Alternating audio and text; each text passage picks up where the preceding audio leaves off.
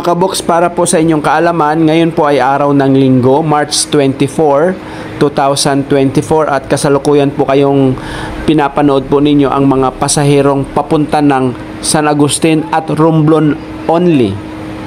Ito pong barkong ito ay Maria Oliva ng Montenegro at ang sunod po na biyahe nito ay sa March 26 which is Tuesday at sa March 28 which is Thursday.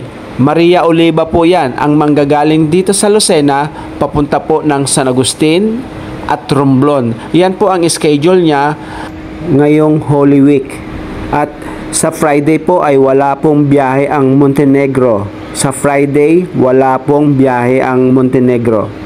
At bukas naman, araw ng Lunes, March 25, ang aalis po dito ay Timotea, papunta ng San Agustin at Romblon. Opposite lang po yan ha mga kaboks.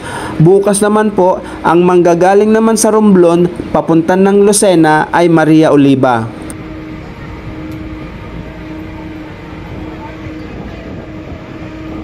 Sa ating mga kababayan naman dyan sa Marinduque at papunta ng Balanacan Port, wala po kayong problema at meron pong available na barko ang Montenegro, which is 6 na barko po yan. Yan po ay Christina, Natasha, Divina, Olympia, Oliva at saka Timotea. Halos 2 oras lang po ang biyahe niyan. Pag napuno pa kaagad yung passengers list, pull out na kaagad yung barko mga kaboks. Pero wala din po kayong biyahe ng Friday ha, which is March 29. Wala pong biyahe ang Montenegro to Marinduque.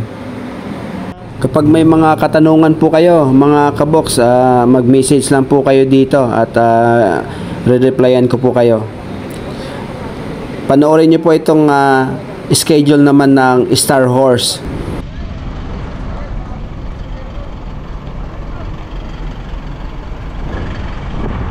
At para naman sa inyong mga kaalaman, mga kaboks, ito pong Star Horse ay nabiyahe din po ng Marinduque yan or papunta ng Balanacan Port. Wala din pong oras yan. Pag napuno po yung kanilang passengers list, which is maximum, aalis din po kaagad yan. 2 oras din po yan, papunta ng Balanacan Port. At marami din po silang barko na papunta ng Marinduque, mga kaboks. At ito pong inyong isang nakikita na malaki, which is Star Horse number 11. Iyan po ay aalis bukas. Papunta po iyan ng Simara, San Agustin, Romblon at Sibuyan. After ng Monday, sa Wednesday uli.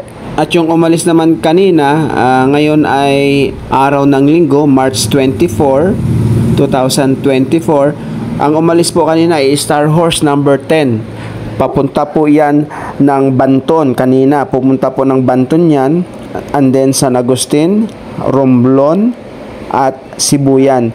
Ang schedule po natin ng Banton ay Sunday, Tuesday and Thursday. Inulit-ulit ko, papunta po ng Banton yan, San Agustin, Romblon at Sibuyan.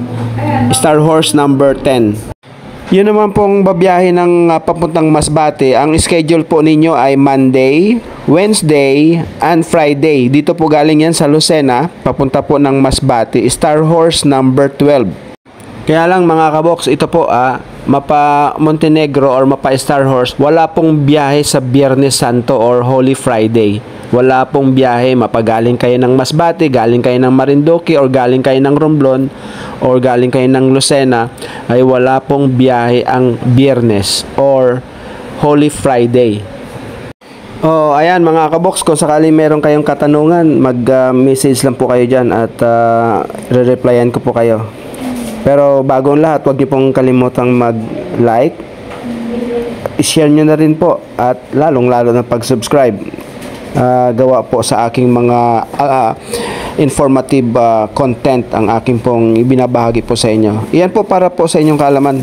Maraming salamat po sa inyong lahat and shout out po dyan kay Kenneth uli dyan sa dispatcher ng Jackliner dyan po sa Talaw-Talaw, Lucena Port.